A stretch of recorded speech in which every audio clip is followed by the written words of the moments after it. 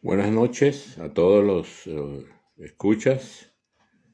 En pocos minutos estaremos haciendo un live con la doctora Isquel Machado sobre el duelo migratorio.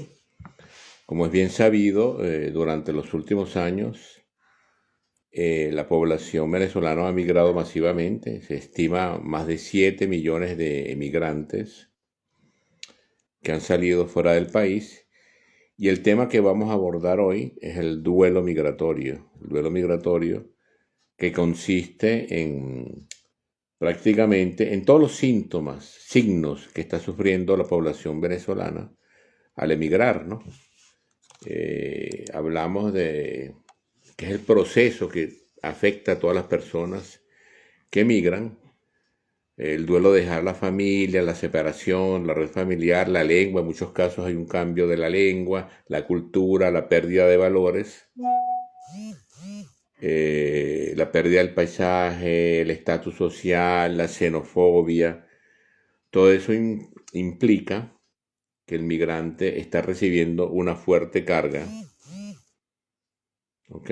Está recibiendo una fuerte carga y déjame ver si acá ya están saludando a la doctora Esquel Machado por acá.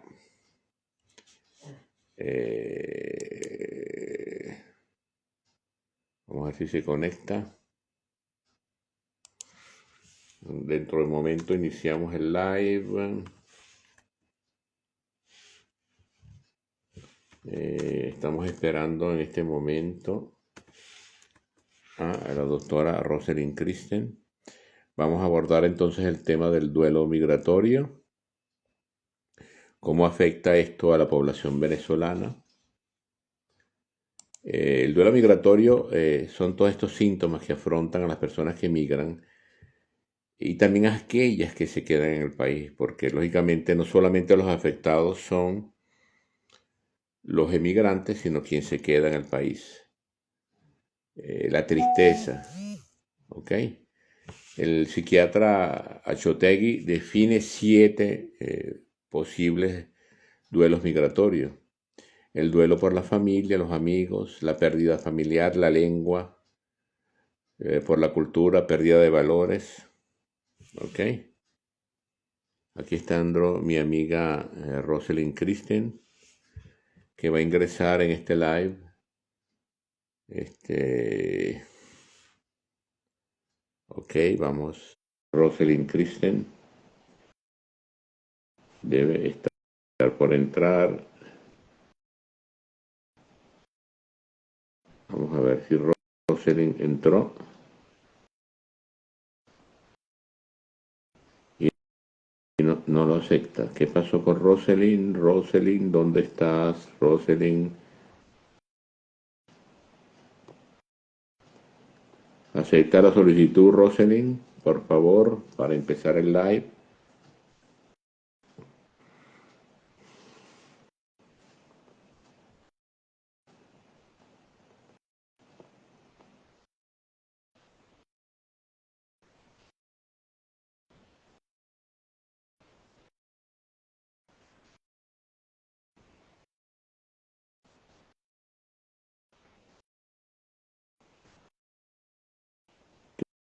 ¿Qué pasa, Rosalind? No te veo. Entra, Rosalind.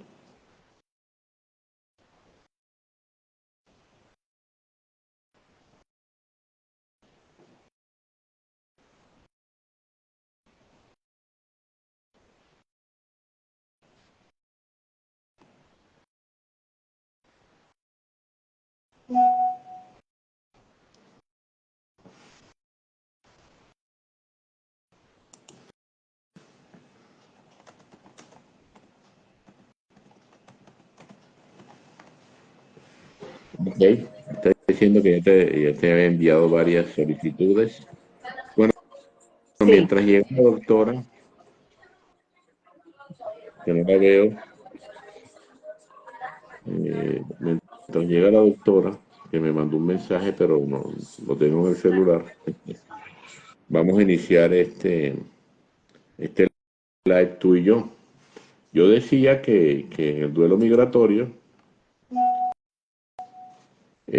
pues es todo ese proceso que está implicando, están experimentando numerosos migrantes, sobre todo ahorita los venezolanos, que se estima han emigrado 7 millones de venezolanos a diferentes países.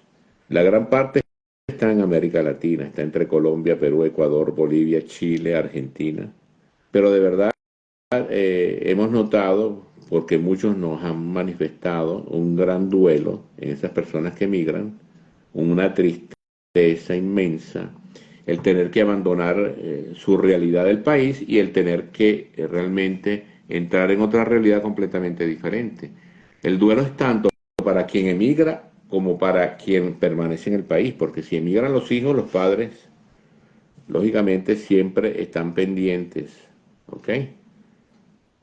Y realmente es triste ver cómo por motivos políticos la emigración se ha incrementado cada vez y dicen que se va a seguir incrementando en los próximos meses y años. Y, y yo te quiero dar la palabra, mi querida Rosalind, quien ella es abogado, especialista en copyright, ¿no? Y también, además de abogado, es doctora en ciencias políticas. ¿Me escuchas, Rosalind? ¿Tienes, tienes audio y tienes voz? Sí, sí, Pedro, ¿tú me escuchas a mí? Perfecto, te escucho perfectamente. Rosalind, quisiera que dijeras unas palabras, tú que eres migrante, mientras esperamos Sí, que ingrese la doctora Machado. Vamos a ver si me sí, mandó algún mensaje, pero si quieres, di unas palabras mientras yo aquí le escribo a la doctora Machado. ¿Ok? sí. Bueno, primero desearles a todos una feliz tarde para aquellos que se encuentran en América Latina o una feliz noche para aquellos que se encuentran en Europa. Y bueno, muy agradecida por la invitación de Pedro a este live junto a la doctora Aiskel Machado, quien es una reconocida psiquiatra latinoamericana, con un tema de especial interés tanto para los venezolanos como para el resto de los migrantes a nivel mundial. Y yo creo que, bueno, que hablar del duelo migratorio es hablar de ese ABC de los retos propios de la inmigración, que no son más que esos retos de la versatilidad del ser humano y de su capacidad de reinventarse en un entorno que, bueno, no es justamente en el que ha crecido, en el que se ha formado, pero que, bueno, que también nos habla de la inteligencia emocional que debe tener un ser humano para reconstruir su vida en un escenario totalmente diverso y nuevo al de su origen. Claro, claro.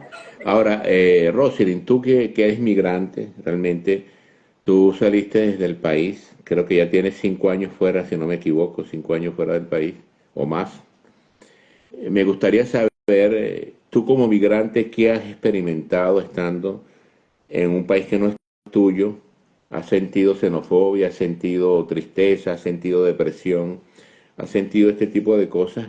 ¿Te ha afectado de alguna manera dejar a tu familia, a tus padres, a tu madre? Creo que tu padre no está vivo, pero a tus seres queridos, a tus amigos. Dime cómo te ha afectado esa migración, cómo te has sentido en el país en que estás.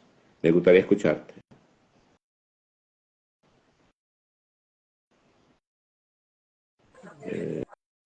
Sí, bueno, digamos que mi duelo comenzó en la propia Venezuela. Creo que el primer duelo que experimenté fue el duelo de pérdida del país y del sistema de vida al que estuve acostumbrada durante mi infancia y mi adolescencia. Creo que lo primero que sentí fue un gran duelo de pérdida del país dentro del propio país. Yo soy valenciana y digamos que yo crecí adaptada a las formas de producción occidental capitalista. Y bueno, me he sentido siempre muy orgullosa de haber crecido en una ciudad que fue sin duda uno de los emporios industriales de Sudamérica.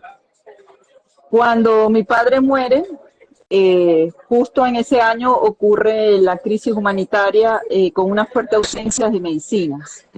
La muerte ¿En de qué mi año padre murió? marcó ¿En qué año murió Eso fue en Estados. el 2018. Ok, Y a partir de ese año, un escenario que estaba marcado por la ausencia de medicinas, de insumos médicos. Yo pertenezco a una familia con presencia de varios galenos. Teníamos un conocimiento bastante cercano de la carencia de los insumos médicos, tanto en las clínicas como en los hospitales. Mi padre nos ataba de una forma u otra al país. Nos ataba al país porque él era una persona que no hubiese emigrado bajo ninguna circunstancia.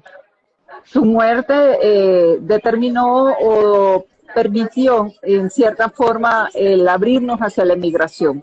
Entonces fue algo bastante peculiar porque mi círculo familiar fue desapareciendo progresivamente.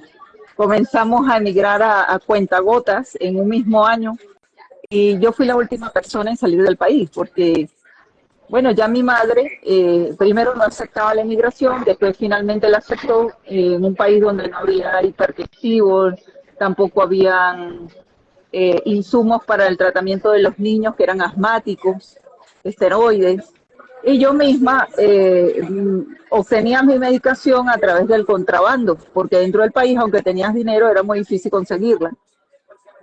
Y bueno, yo pienso que el duelo más fuerte fue ver las casas de mis familias vacías, en un entorno que aunque tuviésemos los recursos para comprar la medicación, no los podíamos tener y terminamos fraccionados como familia entre diferentes países.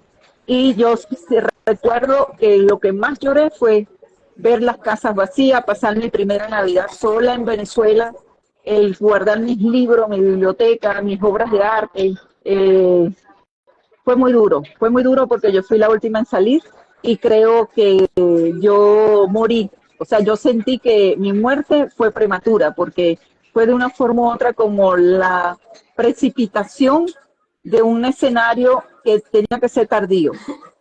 La primera era obviamente la partida de mi madre. Todos sabemos que las tradiciones familiares venezolanas giran alrededor de la madre. Ya no iban a haber rutinas, ya no habían tradiciones. Eh, y bueno, las casas totalmente vacías, yo me dedicaba en cierta forma a mantener, a ser la administradora de todas las viviendas que habían quedado vacías en un pueblo literalmente fantasma, en donde el sistema de producción occidental y de las formas de hábitos occidentales habían sido destruidas. Y yo creo que, bueno, que realmente yo velé dos muertos, pues velé el muerto país, porque mi país obviamente ya no existía o ya no existe, y segundo, obviamente, pues la muerte de las tradiciones familiares de forma tan precipitada, ¿no? Yo claro. creo que eso fue lo más fuerte. Ahora, ese es Sí. el duelo migratorio dentro de Venezuela, ¿no?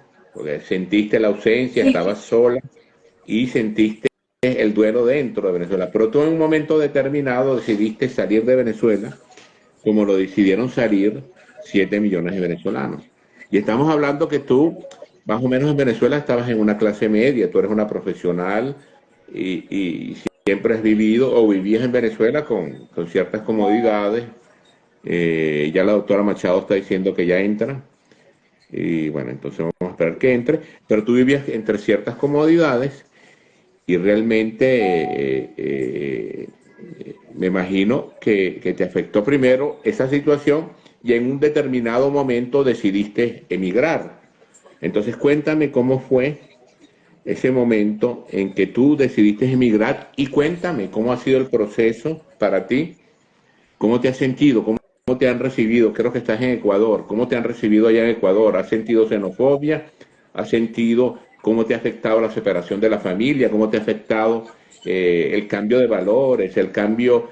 Tú eres una profesional muy reconocida en Venezuela, pero cuando uno emigra no es nadie.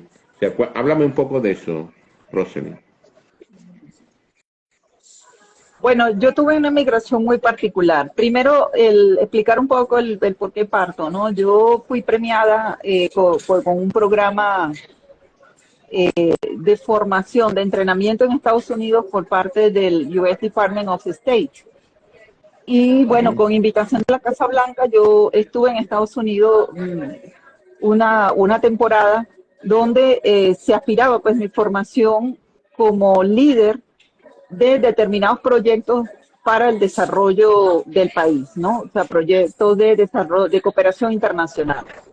Y en Estados Unidos yo me di cuenta de algo que no lo había notado, que no, de lo que no estaba yo consciente desde Venezuela. Yo ya sentía obviamente una gran soledad por ausencia de la familia, un gran dolor, pero en Estados Unidos me di cuenta que estábamos más aislados como país y como sociedad de lo que me imaginaba. De que aunque yo tuviese ideas o proyectos para desarrollar dentro de Venezuela, el estar dentro de Venezuela me imposibilitaba el tener aliados en Estados Unidos para desarrollar lo que yo quería hacer. Y Claro. era una especie de apartheid o de exclusión por ser venezolana dentro de una comunidad de líderes latinoamericanos. Entonces me di cuenta que incluso en cualquier otro país donde yo me encontrase en América Latina, que no fuese Venezuela o Cuba, yo podía desarrollar muchos proyectos, pero que dentro de Venezuela no lo podía hacer. Ajá. Y eso fue, y creo que ese viaje marcó un antes y un después en relación a cómo yo me percibía dentro del país. Yo siempre, bueno, pienso que he sido optimista, fui siempre muy Claro. optimista dentro de Venezuela, pero allí entendí que no estaba atada de manos, o sea, que no podía hacer nada. Cuando regreso a Venezuela, me afectó muchísimo readaptarme a la ausencia del agua, a la ausencia de la electricidad. Yo ya venía de Boston, para pasar de Boston a Valencia fue realmente muy traumático. Cambio. Además tenía dificultades para hacer el cambio porque mi manutención siempre dependió en gran parte en ese periodo de unos ingresos por honorarios profesionales que percibía desde la Unión Europea. Por el control Claro. cambiario no lograba tampoco cambiar los euros con facilidad, cada vez se me cerraban como más puertas y yo tenía como un muy mal presentimiento, ya empezaba a sufrir como de ansiedad porque había algo que mi sentido común me decía que tarde o temprano muchas ciudades podían quedar bajo el control de paramilitares. Me preocupaba el avance del ELN, de las guerrillas, de todas esas organizaciones paramilitares que van captando jóvenes venezolanos y que se van apoderando de territorios. Entonces dije, yo estoy sola. No. Ahora perdimos a Rosalind. Se le fue el internet a Rosalind. Bueno, estamos esperando a la doctora Machado. Se perdió el internet. Vamos a mandarle un mensaje a... Estaba hablando de... Rosalind estaba hablando un poco cómo fue de su decisión de emigrar. Hablaba un poco que fue a Estados Unidos y luego que regresó. Lamentablemente encontró una Venezuela muy cambiada. ¿Ok? Encontró una Venezuela muy cambiada. Vamos a mandarle un mensaje a Rosalind para que vuelva a entrar. Un minutico. Se te fue el internet, Rosalind.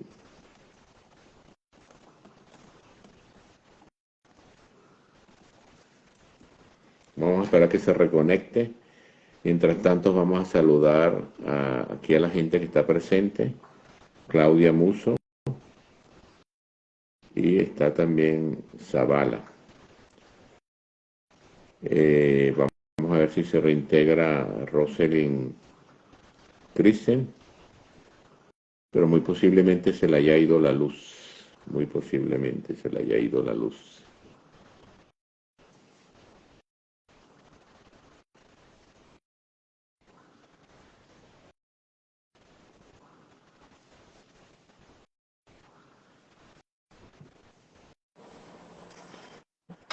Buenas tardes, doctora Machado. Ahorita estábamos en Hola, conversación. ¿Cómo está, doctora? Gracias por aceptar nuestra invitación. De verdad, buenas estamos muy tardes. complacidos. Gracias de nuevo. Estábamos hablando ahorita con la colega abogado, pero debe ser que se le fue el internet. Ella está en Ecuador. Ok. Y ahí me estaba hablando un poco de cómo ha sido el duelo migratorio para ella, porque ella emigró a Ecuador hace 5 años. Y me Ok. comenta que ha sentido mucho lo que es la xenofobia, lo que fue la pérdida de la familia, pérdida en el sentido de la madre, no la veía, los hermanos y todo. El adaptarse a una nueva realidad, ella en Venezuela era muy reconocida, una abogado experta en lo que era derecho y experta en lo que era copyright. Y realmente el cambio para ella fue muy impactante. Ella me decía, mira, me siento de verdad a veces muy deprimida, me siento que no estoy en lo mío, a veces siento que no tengo ganas de vivir, a veces siento que como que he perdido todo, perdí mi país y ahorita me siento acá que no soy recibida. Entró una vez en un negocio y la ofendieron solamente porque le escucharon el acento venezolano y tú sabes que en estos países, doctora, el escuchar el acento venezolano por algunas cosas que han pasado en esos países de América Latina, entonces etiquetan al venezolano porque algunos han hecho quizás cosas, digamos, Crímenes no cosas con la indebidas, o ley. sea, entiendo. Entonces, estábamos hablando de eso y yo le comentaba sobre el duelo migratorio y cómo afecta la salud mental y la depresión. Usted que es experta en el tema, porque usted es una figura muy reconocida en Venezuela, nos agradecería, o yo le agradecería que nos hablara un poco del tema, de la salud mental, cómo afecta al migrante, dejar al país, no solamente el emigrante que se va, sino la familia que queda. Este punto de vista sí es muy importante. Quisiera abordarlo porque muchos me han preguntado sobre eso. ¿Y quién mejor que usted, que es experta en el área? Y me gustaría que nos dedicara unos minutos a eso, doctora Machado. Bueno, gracias Pedro por tomar en cuenta a los migrantes en el mundo para hablar de este tema. Eh, Al fin y al cabo, todos somos migrantes porque hace 100.000 años el Homo sapiens caminó por el mundo desde África, porque hay estudios genéticos eh, mitocondriales, sobre todo, que hablan que básicamente todos venimos de allá y que el Homo sapiens fue uno de los que migró. Hay gente que dice que iremos a llegar a la luna y que migraremos hasta la luna. Por Posiblemente, supuesto, posiblemente. por supuesto, las circunstancias de aquel momento y de ahora son muy distintas. Eh, el duelo, el duelo por migración o el duelo por pérdida de un ser querido no es una patología psiquiátrica, ¿ok?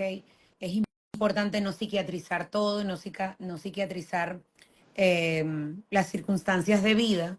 Sin embargo, en algunos casos y en algunos individuos, puede el duelo migratorio o el duelo por perder un ser querido desencadenar un síndrome psiquiátrico, ¿ok? Puede Claro, desencadenar trastornos depresivos, trastornos ansiosos, el propio estrés, por ejemplo.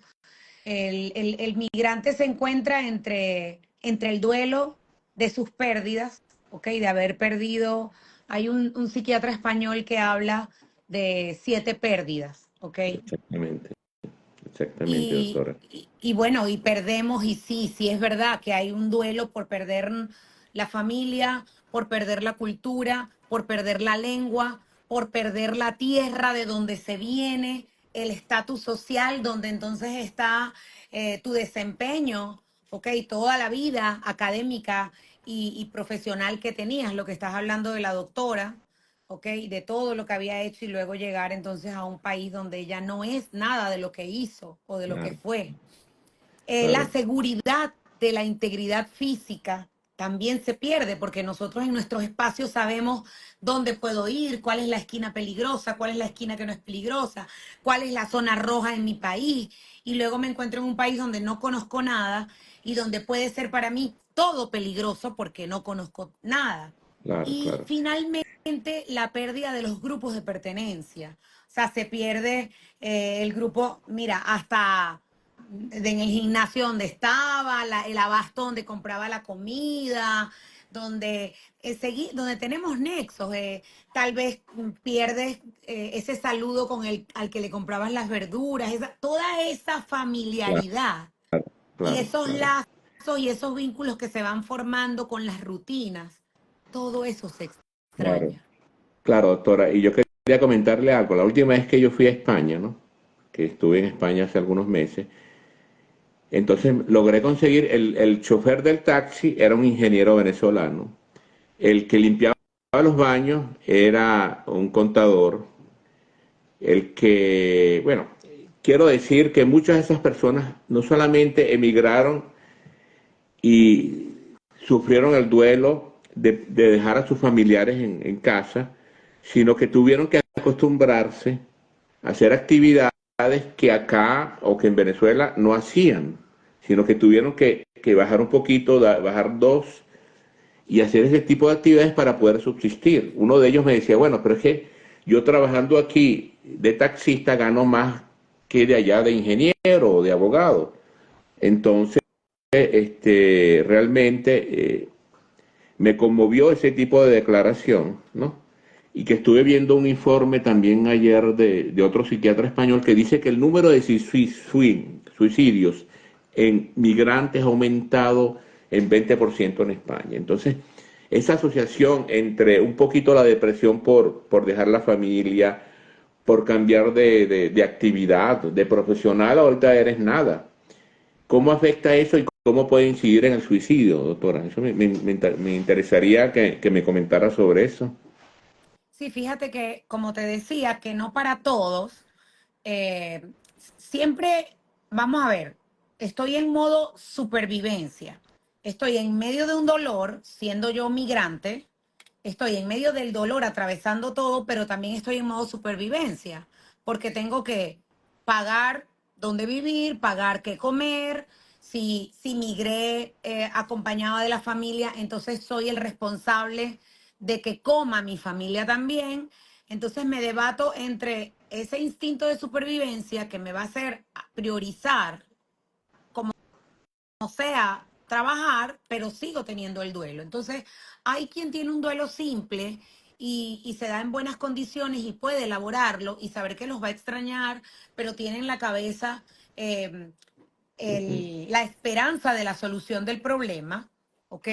Y hay quien no. Entonces, ¿quién puede estar en riesgo de estar dentro de esa estadística del aumento del suicidio en migrantes?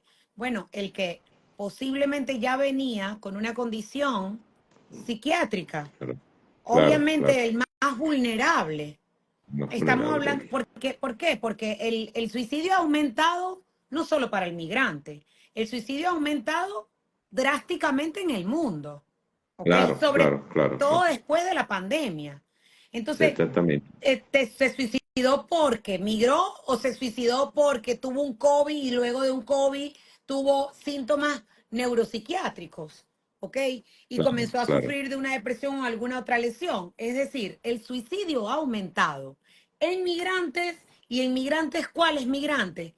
El migrante que esté en condiciones, porque no es lo mismo migrar en avión que migrar por el Claro, claro. Darién. Claro, esa es otra variable importante, ¿no? Ni Esa es tampoco es otra lo variable. mismo que yo migro porque, no sé, Chevron quiere que yo sea la jefe de recursos humanos en Texas, a que yo Claro, migre porque me voy a ir por el río Bravo para ver qué consigo. Y cuando claro, entras, claro. entras sin nada, Claro, porque claro. hasta el morralito que llevas para pasar todos esos países que pasamos para llegar al norte de América, te lo quitan y tú entras sin nada. Eso es muy importante lo que está diciendo, doctora, porque los migrantes que se van por el Darién pasan 7, 10, 12 días pasando penuria con un morralito, eh, digamos, enfrentando miles de peligros, que si la guerrilla, que si los asaltantes, que si los violadores, y bueno, cargan que $10, $20, $30 y se los quitan. Luego llegan a Estados Unidos, los meten en prisión por ser inmigrantes ilegales. ¿Y cuál es la condición mental de ese migrante? Porque ese migrante está probado primero por la condición en Venezuela que no tenía que comer y luego después de 10, 12, 15 días pasando ese sacrificio, me imagino cómo llega a Estados Unidos y lo meten preso y luego sale sin un centavo en el bolsillo, sin una familia y muchas veces sin nadie que le dé una mano. O sea, qué consejo le podríamos dar a un migrante que está metido en ese momento que lo único que piensa son ideas negativas, ¿no? Sí, claro. Fíjate que seguramente está sufriendo, pero el migrante está convencido que lo que está haciendo era lo único que tenía que hacer.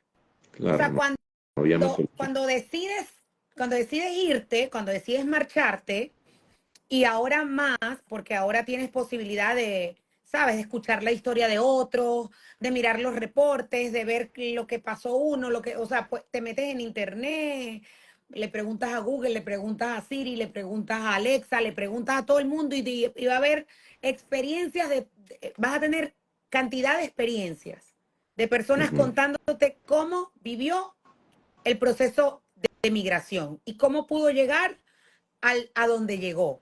Entonces, el migrante, como tiene en la cabeza el instinto de supervivencia, él dice, todo esto me está costando mi proyecto de vida, mi nuevo proyecto de vida. Entonces hay ese que está dispuesto a que le pase todo eso porque va en busca de algo y que está convencido que va a conseguir algo Que lo va a mejor. lograr. Entonces, Exactamente. ese estado mental, ese positivismo, eso de que esto me tocaba, sí, me iban a robar, me iban a hacer esto, me iba a perder todo, me iba a enfermar, pero yo voy a llegar y después que llegue me van a meter preso y después que me metan preso voy a salir y después voy. Eso que es el pensamiento positivo le permite, con su instinto de supervivencia, avanzar, aún Claro, perturbado. Sí va a claro, estar perturbado, pero le permite avanzar. claro, Entonces, doctora. Aunque dime.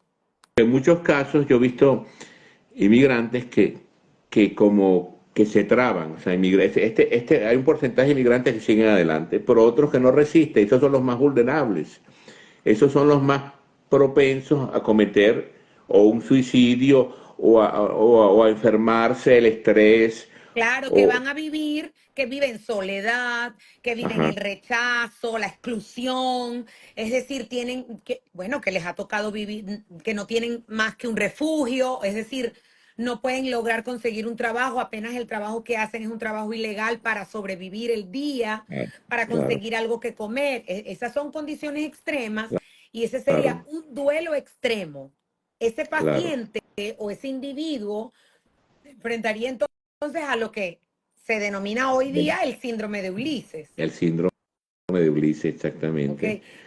Eh, si podría explicar un poquito más el síndrome de Ulises, doctora, Sí, digamos es brevemente profundo, para... es bien sencillo, porque solo le denominamos síndrome de Ulises a ese profundo dolor de un individuo que está experimentando en medio de una migración situaciones adversas. Y fue Claro, descrito claro, por este experto en migración, este doctor español, él es vasco, vive en Barcelona y se llama el doctor Joseba Achotegui. Él es el que acuñó el término de síndrome de Ulises, ¿ok? ok, Para, ok, para hablar de todo este intenso dolor o síndrome caracterizado por miedo, por impotencia, por dolor crónico, por múltiples síntomas desde no puedo dormir, ¿ok? Y es claro, ese paciente que va a hablar que tiene dolores generales, en cualquier, mialgias, es decir, dolores en los músculos, tiene una tristeza profunda.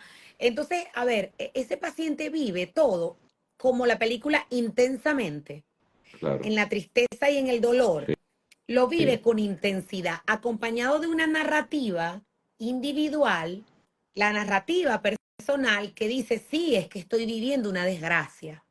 claro, Entonces, claro, acompaño la situación dramática a un discurso dramático, ¿ok? Pero como claro, se aísla, todo lo ve, imagínate tú, nosotros decimos para esos momentos y estas personas le decimos que tienen, igual con la depresión, ¿no? Una visión tubular.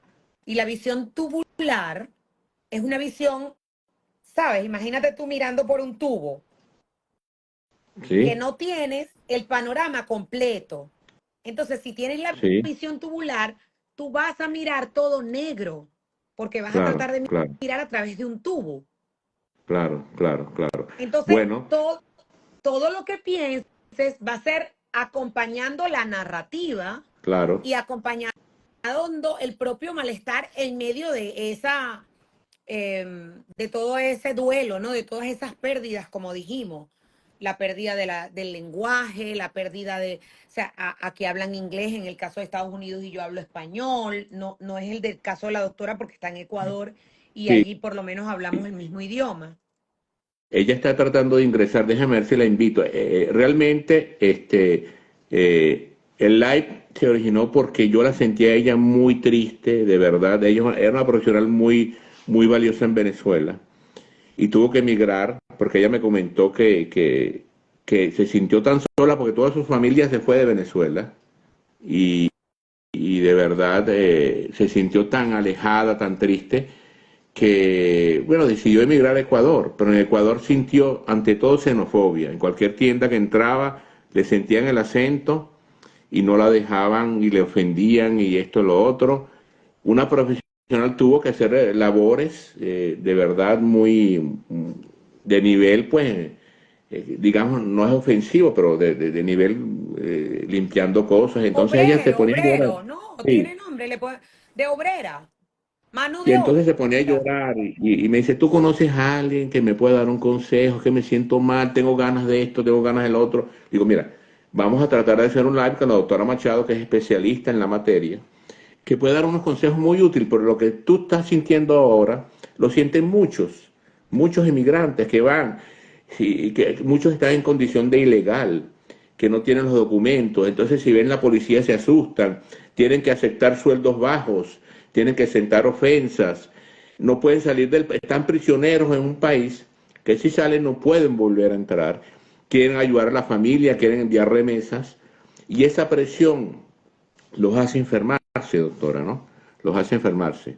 Entonces, a ese tipo de personas que están en esa vulnerabilidad, ¿qué podríamos aconsejarle? ¿Qué podríamos decirle para que no se sientan o para mejorar esa condición? No sé, usted como Mira, psiquiatra. siempre va a ser importante, como perdí, nosotros somos gregarios. Sí, O sea, los seres humanos son gregarios, nos desempeñamos o estamos mejor cuando estamos en grupos o cuando pertenecemos a grupos. Entonces siempre va a ser importante conectarse de nuevo. Hola, aquí está la doctora Rosalind Kristen. Rosalind, estamos hablando un poquito de migración. Y yo quisiera, ya que la doctora le estuve comentando tu caso, que tú comentaras tu caso, de cuál fue tu caso, que emigraste a Ecuador y todo lo que has percibido, lo que has sentido, lo que me comentabas cuando entraste a la tienda, la xenofobia, todo ese tipo de cosas. Sí, Vamos a comentárselo a la doctora para que ella nos está dando consejos importantes, ¿no? sí, un segundo, por favor. Un segundo. ¿Ok? Sí, que estoy conectando el Bluetooth, Ok, que tuvo ok. una Entonces, desconexión. espero que el internet esta vez no te eche Sí, otra sí, vez, porque tu testimonio es importante. dame un Sí, bueno, entonces, doctora, seguíamos conversando de qué consejo le podríamos dar a estos inmigrantes que se sienten en esa situación de vulnerabilidad, que se sienten desesperados, que no saben qué hacer, que si se mueven, salen del país, no pueden entrar, que se sienten en un estrés constante.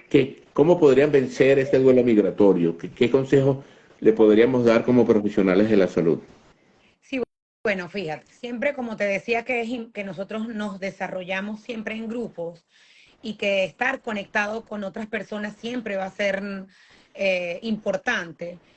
Seguir intentando mantener relaciones, las relaciones anteriores por los medios por los que los pueda tener. Es decir, poder estar conectado y hacer una rutina con la familia y decir, mamá, no sé, todas las mañanas te voy a llamar antes de salir al trabajo, Claro, o te llamo todas las noches al llegar. Es decir, mantener una rutina. Las rutinas nos dan certeza y al ser humano le gusta tener certezas. Es posible que no siempre tengamos la certeza de todo, pero que tengamos el control de algunas cosas va a ayudarnos a resistir de lo que no tenemos el control. Entonces, claro. las pequeñas rutinas que tú puedas establecer en lo que tú estés en un lugar, establécelas incluso con aquellas personas con las que vivías o con las que mantenías una rutina. Claro, o Una sea, no rutina de perder. conexión, no perder esa rutina, pero al mismo tiempo que es importante tener esas rutinas de contacto, es importante hacer nuevas conexiones en el Claro, país donde llego. claro, ahora sí. Y eso claro, significa y eso implica pertenecer a grupos en ese lugar.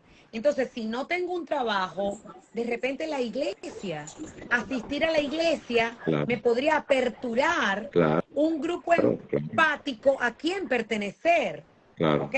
claro, Y claro, pertenecer a algún voluntariado en una iglesia, no, no tengo trabajo, no hay trabajo para ti, pero aquí hay unos niños que alimentar todas las mañanas, los días sábado y claro. domingo. Y muchas veces esa iglesia da ayudas, da alimentos, da cosas, entonces, y hace sentirse, ese consejo es importante, doctora. Yo aquí en Italia lo he experimentado, como la iglesia ha ayudado a muchos inmigrantes venezolanos, y Ujú. bueno, y los ha ayudado a conseguir trabajo. A los últimos les pagamos, porque yo pertenezco a la iglesia, alquiler, le pagamos la luz porque no podían pagarla, y los ubicaron en un trabajo, muchos de ellos están trabajando, y los ubicaron, y yo los veo ahorita y los veo, algunos de esos más felices, pero ese consejo es importante.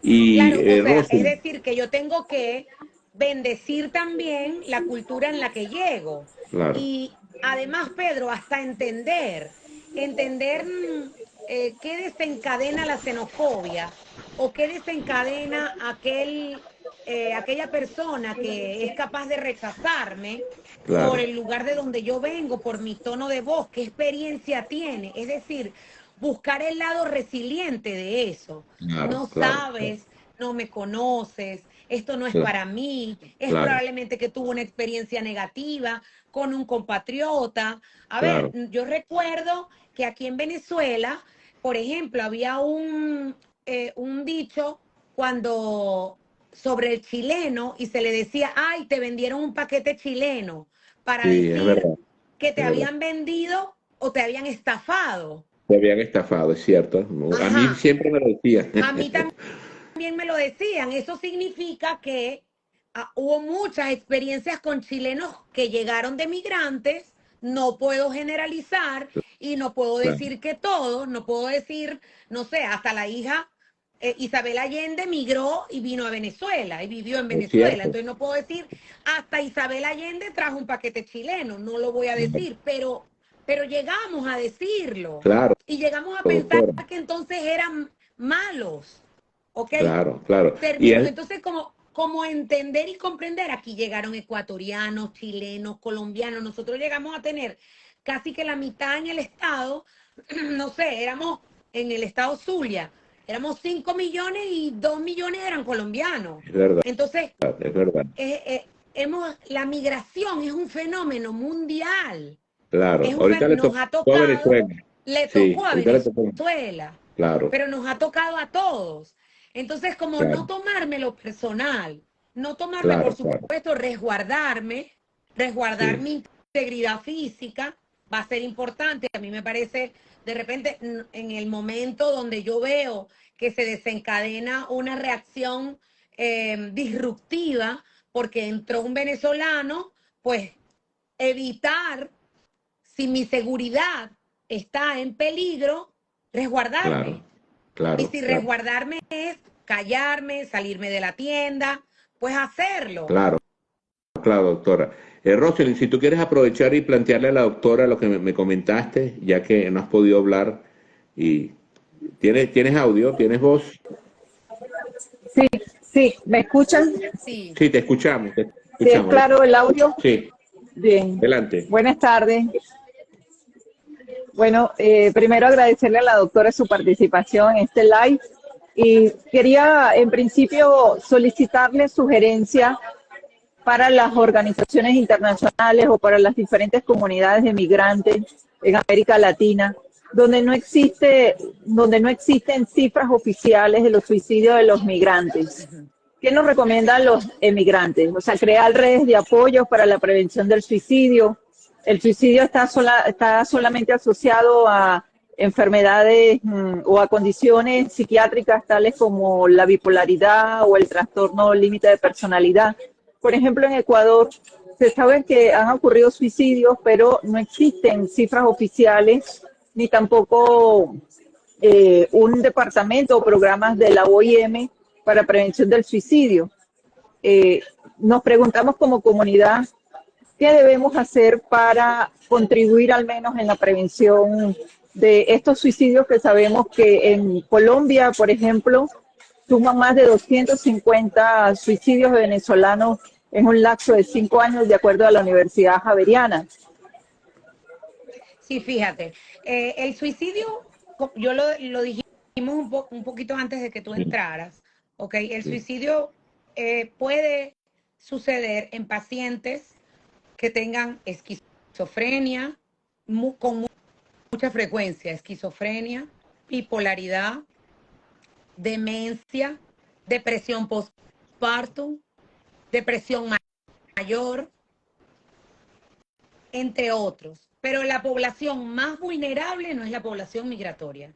La población más vulnerable es el grupo etario entre 15 y 25 años. En algunos estudios habla de hasta 29 años. Se conoce que, según las últimas estadísticas, 1 millón de personas cada año pierde la vida por suicidio. De ese 1 millón de personas, 200.000 son niños que se suicidan producto del bullying, por sí, ejemplo. sí, es Es decir, verdad. estamos hablando de niños escolares y que el lugar de la agresión es la escuela. Entonces, no sería el problema más importante para el individuo que migra, no sería el riesgo de suicidarse como el riesgo más importante. Para el paciente, para el individuo que migra, lo más importante es la depresión, el trastorno de ansiedad, ¿ok? Y el estrés postraumático. Son las enfermedades mentales más frecuentes de la población migratoria, porque incluso el síndrome de Ulises no es una enfermedad, porque a ver, si yo tengo un paciente que tiene una depresión porque migró y no consiguió trabajo y se acabó su relación de pareja, que no se pudo ir con su pareja y la pareja le dijo, ya no te quiero seguir esperando, ponte, y quedó en Venezuela y el individuo está en otro país y entonces dice, bueno, me dejó mi mujer o me dejó mi esposo, perdí a mis hijos, me vine, sufro por mis hijos, para darle un futuro a mis hijos y también no me quieren, los perdí. Pero luego que tenga un buen trabajo, tenga estatus, legaliza su, em, su problema migratorio, se le quita la depresión, entonces no era depresión, era un Claro, problema claro. migratorio. Y la Es muy depresión importante era lo que está diciendo la reactiva doctora. a sus Claro, circunstancias. claro, claro, claro.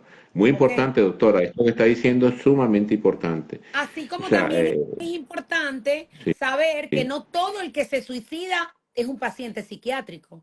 claro, claro, claro. Entonces, es de hecho, o sea, como dice, el problema más importante en el migrante no es el suicidio, quizás son las condiciones de estrés, ansiedad, el alejarse de la familia que queda en Venezuela también está en ansiedad, dejó los hijos se fueron, el hijo se esmera por mandar una remesita dependiendo del estado en que esté, y bueno, y como tú me decías el otro día que entraste en una tienda y sentiste que te ofendieron, y sentiste esa xenofobia, me dijiste, bueno, yo me quiero ir de este país ya porque ya no aguanto más.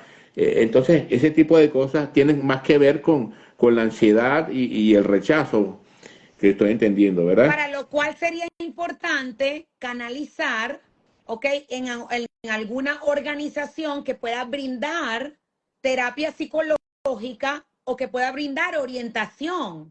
Es decir, si yo me siento así, si yo estoy sintiéndome débil, sin capacidad de concentrarme, sin motivación de salir de la cama, sin ganas de ir a trabajar, aunque tengo un trabajo, porque en el trabajo me vulneran mis derechos como individuo, me tratan mal, pero es el único trabajo que conseguí, así que no lo puedo dejar todavía.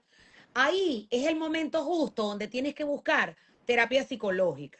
¿Por qué? Claro, Porque la atención psicológica en ese momento pudiera ayudarte a delimitar el problema. Normalmente nuestro juicio está supeditado por nuestro afecto. O sea, según cómo nos sentimos, hacemos juicios, juicializamos. Y eso lo vemos desde pequeñito, porque yo me acuerdo y seguro cualquiera puede tener una experiencia de que le voy a pedir permiso a mi mamá y mi hermana me dice, no, ni se te ocurra porque peleó con papá y está bravísima, así que lo que le digamos nos va a decir que no. O sea, su afecto claro, va a estar por encima del juicio de si me deja o no me deja ir, que no tiene nada que ver con la pelea que tuvo con mi papá.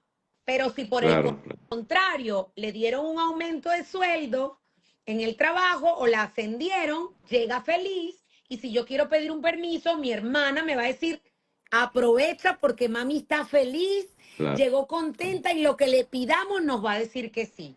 Como nuestro claro. juicio está supeditado por nuestro afecto, si yo me siento mal, si yo extraño mi país, si yo me siento, quiero buscar un culpable de por qué estoy aquí sufriendo mientras que podía haber quedado, me hubiera podido quedar en mi cultura, con mi país, con mi estatus social, con mi título que sí valía, donde yo estaba, y me tuve que venir para otro lugar y no le encuentro sentido, yo diría, primero vamos a acordarnos cuál fue el sentido que le encontraste cuando te marchaste.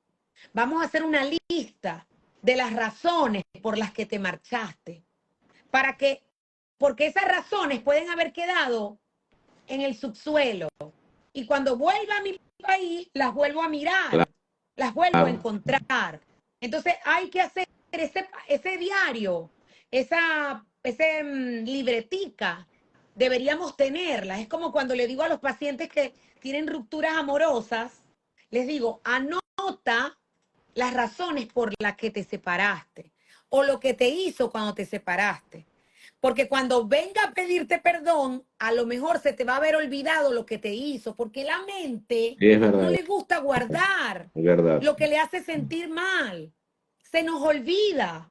Entonces, en lo que yo hago contacto, no, sí, es verdad, es que fue esto, fue esto, fue esto. Ok. Me conecto con mi razón de por qué me fui de mi país. Y entiendo que no voy a llegar con las puertas abiertas. No me mandaron a pedir, no me mandaron a pedir el Congreso de Ecuador, no te mandó a pedir. Entonces, a ver, ahí las cosas van a ser difíciles. ¿Cómo me puedo conectar con mi proyecto principal? ¿Y por qué yo escogí Ecuador? Es posible que te pudiste haber equivocado y que no era Ecuador, que tenías que irte para Argentina, por decir otro país de Sudamérica, no porque Europa. por nada contra Ecuador. Sí, sí, a ver, vamos a ver cómo está Argentina, porque a lo mejor de Ecuador me queda más cerca Argentina. Y ahora sí puedo irme a Argentina, que es mi sueño principal, no sé. Hay gente que se va a otros países para trabajar, hacer dinero e irse para el país soñado, Claro, y ¿ok? regresar, o regresar al Y, país, porque o mucha gente regresa. regresar a su país. Hay gente que dice, no, es que no están dando la visa, yo me quiero ir para Estados Unidos, pero me quiero ir con visa, así que yo me voy a ir para un país de Sudamérica, para Brasil, donde sí Sí, están dando la visa más rápido y de Brasil me voy. Es decir, claro. conéctate con tu proyecto, ¿ok? Y Ok, documentate. Es importante proyectarnos para que volvamos a decir, no, ya va, no es que mi afecto me hace pensar que cometí un error. Porque en lo que yo me siento mal, en lo que extraño, en lo que no consigo trabajo, pues voy a decir que me equivoqué. claro. Rosalind, si tú quieres aprovechar a la doctora, porque de verdad ella está siendo muy eh, chévere con nosotros, que nos ha cedido su tiempo, y comentarle lo que tú me comentabas en estos días, ¿no? Que te fuiste a Ecuador, hay cortes de luz de 8 horas y en Venezuela tú fuiste Ay, huyendo de sí, cosas y entonces dice, sí, Brasil está peor que Venezuela. sí, Coméntale eso y coméntale cómo te has sentido, ¿no? sí. Porque vamos a Sí, aprovecharla un minuto. ajá. Sí, bueno, mi historia yo creo que es bastante peculiar, ¿no? Una de las razones por la que yo ingreso al Ecuador justamente, yo estaba sola en Venezuela y sentía ansiedad. Tenía 2 semanas de haber regresado a Estados Unidos, pero mi pasaporte estaba a 2 meses de vencimiento, con lo que yo no podía viajar a Europa, donde se encontraba mi madre y mi hermana, porque requiere 6 meses de validez del pasaporte. Pero sentía también como una ansiedad de que algo malo iba a suceder y que había que salir del país lo más pronto. O sea, era como una intuición que creo que luego fue la pandemia. O sea, yo creo que hubiese sido realmente muy duro vivir la pandemia allí. Y bueno, yo decido pedir la visa esa fue la visa del Mercosur, que me permitía ingresar al Ecuador y donde yo tenía además un hermano que él es cardiólogo pediatra y yo podía esperar allí la solicitud del pasaporte para luego continuar mi camino a Europa, que era realmente, siempre fue el proyecto, ¿no? Yo despido a mi madre y le digo, bueno, nos vemos en octubre. Realmente el proceso de renovación del pasaporte tardó bastante y yo tenía unas propuestas de trabajo que también fueron tardando o no se fueron concretando en la forma que yo quería en Europa. O sea, yo no quería estar ilegal en Europa. Y yo esperaba que me ofrecieran el contrato para solicitar la visa de trabajo y no una visa de turista que iba a quedar a los 3 meses ilegal. En este caso era partir a Bruselas. Y yo digo, no, los belgas son muy estrictos. No voy a pedir un asilo porque me lo van a negar y aparte de esto, pues yo no quiero quedar ilegal en Bélgica. Nunca he estado ilegal en un país. Entonces yo digo, bueno, tengo acá la visa del Mercosur, voy a esperar el pasaporte y también que estas ofertas profesionales que se me estaban presentando tuviesen como una mejor definición. Y en ese periodo pues compartía con la familia que tenía acá en el Ecuador. Sin embargo, en ese proceso yo conocí al que fue luego mi esposo, que era un ciudadano norteamericano, y yo me fui a vivir dentro de una comunidad de expats norteamericanos en la costa ecuatoriana. Y allí, bueno, estuve 4 años, hasta diciembre del año pasado que me divorcio. Y bueno, ahora sí estoy reorganizando mi proyecto de vida. No estoy segura que permanezca en el Ecuador. Al vivir dentro de la comunidad norteamericana, yo tenía una serie de recursos que no se poseía el resto de los ciudadanos en este país. O sea, por ejemplo, si habían apagones eléctricos, la comunidad contaba con paneles solares, generadores eléctricos de avanzada, con lo que es realmente una burbuja. Y ahora es que sí estoy conociendo al país. Este año, recientemente Ecuador ha iniciado, bueno, como consecuencia del fenómeno del Niño, una grave crisis energética. Y resulta que a partir de esta semana nos han comenzado los racionamientos eléctricos de 8 horas. Y es algo rudísimo todos los días. Yo estoy actualmente en una cafetería que tiene generador eléctrico y para mí es vivir otra vez el trauma, pero que hasta peor, porque yo recuerdo que en Valencia las interrupciones del servicio de Venezuela otra vez. Entonces me ponía a pensar, digo, qué importante es saber escoger el país donde se emigra, porque la emigración tiene un alto costo. En mi caso, yo desvié mi proyecto de vida por el matrimonio, porque realmente yo me iba a ir a Europa. Y ahora conozco el entorno y yo digo, qué locura. O sea, ha sido una locura permanecer en un entorno, o es una locura permanecer en un entorno donde que no me ofrece. Bueno, se le fue el internet otra vez, lamentablemente, a Rosalind. Pero ella está tratando de decir, doctora, que vivió en una burbuja. Vivió en una burbuja. O sea, sigue, Rosalind, sí, estás hablando. Okay. Sí, y entonces ahora conozco y me pongo a pensar mucho en la importancia de saber escoger el destino, en saber que se sacrifica muchísimo, porque todo lo que hemos hablado, tu profesión, bueno, tantas cosas que implica, ¿no? La emigración, fíjate, ¿no? tú tomaste una decisión en medio de unos días de ansiedad, ¿no? No quisiste esperar en tu país en medio de unos días de ansiedad. Acababas de llegar de Estados Sí. Unidos, es posible que hubieras vivido la pandemia acá, ¿ok? ¿Y qué tan diferente hubiera sido la pandemia acá que la pandemia allá? No lo sé, ¿verdad? Tal vez no te hubieras casado. O sea, definitivamente cambió el destino, pero la decisión que cambió el destino estaba movida por tus emociones. Y tú estabas viviendo un momento de ansiedad. Yo le digo a los pacientes, cuando tienen emociones encontradas, no tomes decisiones drásticas, porque en ese momento la visión es tubular. La visión no te hace mirar el contexto completo.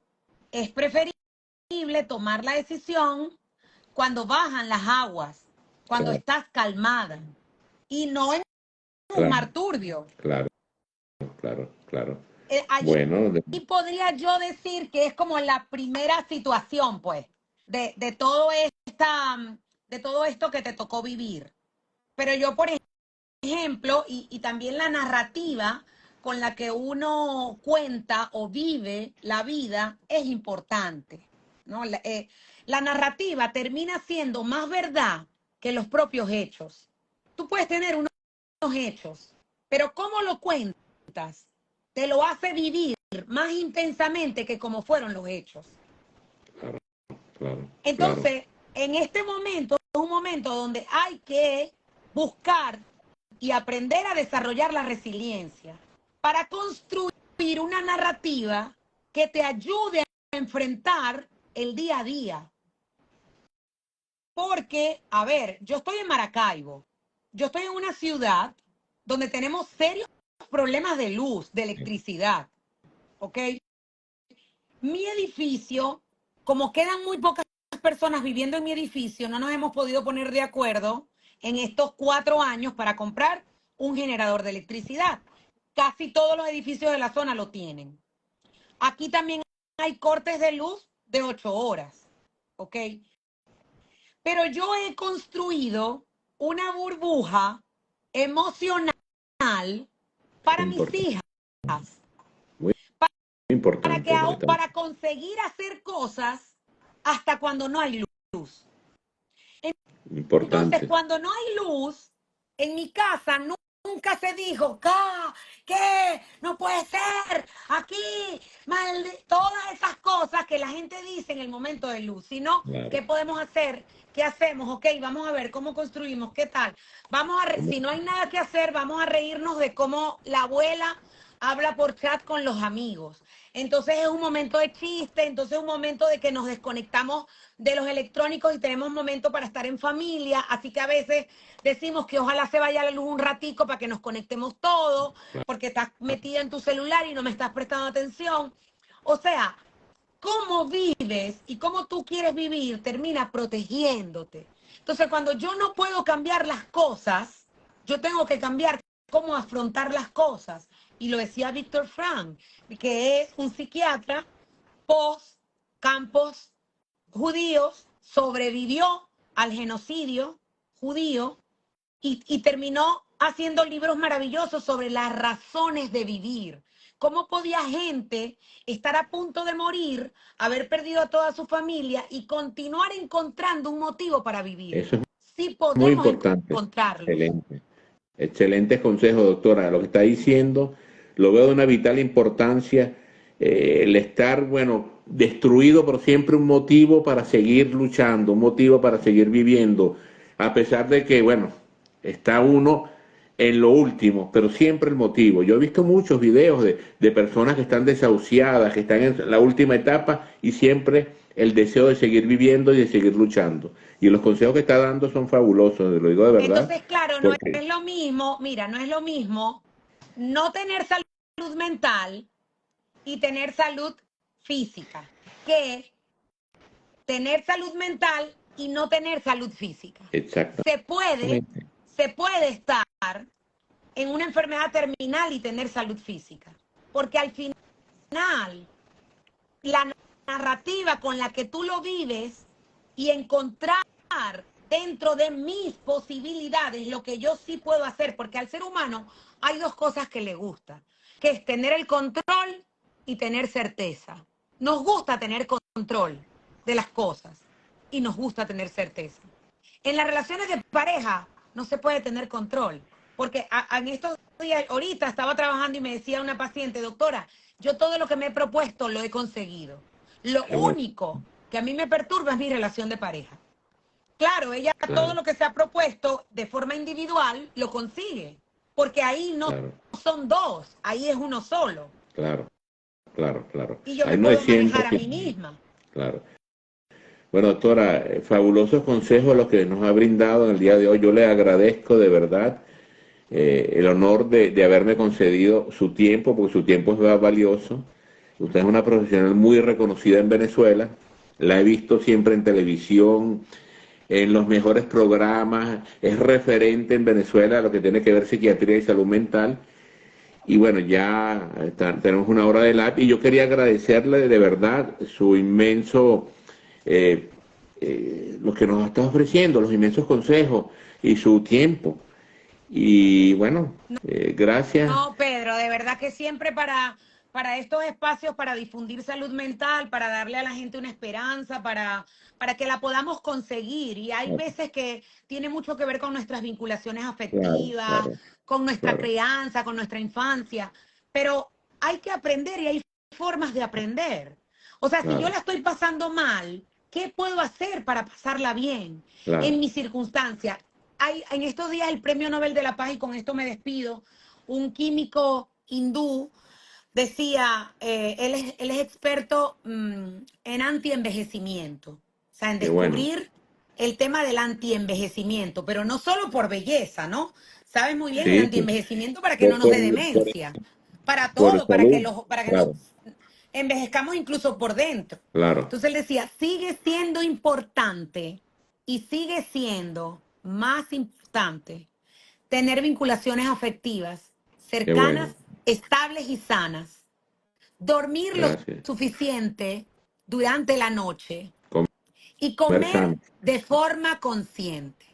O sea, la gente cuando llega a la consulta quiere que le digamos cosas así como bien revueltas. No, no, no, no, no.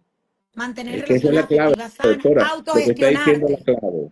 Es la clave, es la clave. Y para mí, hoy mismo, los consejos que usted me ha dado, que son consejos muy importantes, porque todo lo que ha dicho desde que llegó son cosas que de verdad son las que de verdad te ayudan. Y usted, bueno, en ese aspecto, en su área, es una eminencia. Yo tengo que reconocerlo. Ay, Y gracias, gracias a Pedro. Todo lo todos que me los estás diciendo de yo, verdad es es que muy es verdad, es que es personal verdad. tuyo y Cuando a yo, mí me dijeron, cuando a mí me dijeron, ¿cuál es la persona más experta? Yo dije, es que, ¿quién va a ser? Yo no, yo conozco a muchos psiquiatras, no quiero decir, pero de verdad cuando usted explica, cuando usted da la explicación, es que llega tan claro el mensaje, llega tan nítido, que yo digo, bueno, pero es que me llegó como debe ser, lo entiendo y lo estoy asimilando. Yo aquí que tengo ya varios años en Italia, yo he ayudado a muchos venezolanos que he visto en dificultad, porque uno se siente, yo soy hijo de inmigrantes italianos, viví en Venezuela, mi Venezuela me abrió los claro. brazos, me abrazó, estudié mi carrera allá, trabajé allá. Yo, mira, venezolano que yo vea en dificultad, como usted dijo, mira, yo formo parte de una iglesia, lo llevo, le ayudan esto, le ayudo a pedir asilo, lo acompaño a la inmigración, lo acompaño a pedir la tarjeta sanitaria para que tenga su atención sanitaria, lo acompaño a buscar trabajo. A mí muchos me han dicho, bueno, pero ¿por qué tú haces eso? Porque lo siento, doctor, lo siento, es un deber hacerlo, porque a mí Venezuela me recibió con los brazos abiertos y yo me siento con deber cuando yo veo a un inmigrante. No importa que después me dé las gracias o no, no me interesa. Sí, Es para mira, tu yo he ayudado aquí, crecimiento, es claro, un deseo tuyo y es claro. hasta ahí. Ajá. Hace 2 años en Italia aceptaron 16 médicos venezolanos sin reválida cuando el COVID y se integraron Wow. al sistema sanitario sin reválida, ganando 7.000 euros al mes sin hablar una palabra de italiano. Y yo le di el dato a dos venezolanos que tenían, que estaban en España, que estaban haciendo que sí, cuidando una viejita y aquí lograron entrar al sistema sanitario y están trabajando, los asimilaron sin reválida. Uno es anestesista, que es maracucha, por cierto, y otra es cardiólogo, que también está trabajando. Las dos están trabajando. Y yo me llené de orgullo porque ayudé a dos médicos venezolanos a entrar sin reválida, que bueno, a mí no me interesa si después me dan las gracias o no, pero he ayudado a muchas personas y me siento feliz de haberlo hecho. Y me siento muy feliz, doctora, de los consejos que nos dio hoy. Y de verdad, bueno, gracias por todo. Bueno, Pedro, siempre que podamos, siempre que se pueda, si es algo que tiene que ver con salud mental y Claro, con gracias. educar Bueno, para para mí es tener una un mundo, referencia. Usted es una referencia en Venezuela. Y ojo, yo he conocido aquí muchos psiquiatras en Europa y tal, pero yo ante usted me saco el sombrero. yo vengo de Gracias, una doctor. familia de maestras, entonces a lo mejor es eso de que Es a la mí me dice mucha didáctica. gente Es la didáctica, como porque que muchas soy veces didáctica, a la exacto. mujer tiene mucho conocimiento, pero a la hora de explicarlo, y me ha pasado aquí en Italia con muchos profesores que en Venezuela cuando me explicaban algunas cosas yo entendía todo y cuando llego aquí, de repente la didáctica, que es una herramienta fundamental, falla y son unas eminencias, conocen de todo pero no transmiten el conocimiento y eso es importante. Exacto, exacto. Bueno, Bueno, se muchas lo debo a mi gracias, familia, a mi madre y a todas las qué maestras bueno, qué bueno. de mi casa. Bueno, mira, Saludos, Dios los bendiga. Ya saben, me gracias, pueden conseguir en Doctora gracias. Machado. Allí Doctor, hay ajá, de información. tu doctora Sí, Machado sí, que en Doctora Machado, todo sale desde Instagram y de ahí lo llevamos a las demás redes que están más de moda, pero yo soy Instagram lover y entonces me gusta, me oh, conecto más con esta plataforma. Y Entonces, muchas doctora veces, Machado, doctora Machado, DRA Machado. arroba doctora Sí, Machado en todas las plataformas. y Sí, ahí fíjate, ¿no? Donde están los videos, cuando tú pones el icono del video, hay una pestañita arriba de los videos que dice series. En esa pestañita tú le das y yo tengo como clasificados los videos sí, por sí. patología, Qué bueno. por problema, por situación, amor y desamor, migración, Sí, muerte de un sí, familiar. Entonces, excelente. Yo lo he la visto gente varias puede veces, ir excelente. directo, Y también la directo he visto allí. en Globovisión Salud cuando Daniela la Sí, invita. Daniela, tan bella Daniela. Yo no me pierdo Daniela esos y yo ya programas, somos porque un match. son muy Somos un buenos. match. Y mira, y ella es Bueno, buenísima, es buenísima, buenísima, increíblemente buenísima. ordenada. Es Fíjese que el único sistema. programa que yo veo de Globovisión es el noticiero y Y Globovisión Daniela, Salud, porque los consejos son muy buenos, sean en psiquiatría, sean en medicina interna, sean en cualquier área de sí, la salud. sí, es Bueno, muy buena doctora, ella. de Bueno, un nuevo muchas besote. gracias y que Dios me la bendiga a usted y a su familia. Hasta luego. Amén, Pedro, que estés muy bien, chao. Hasta luego.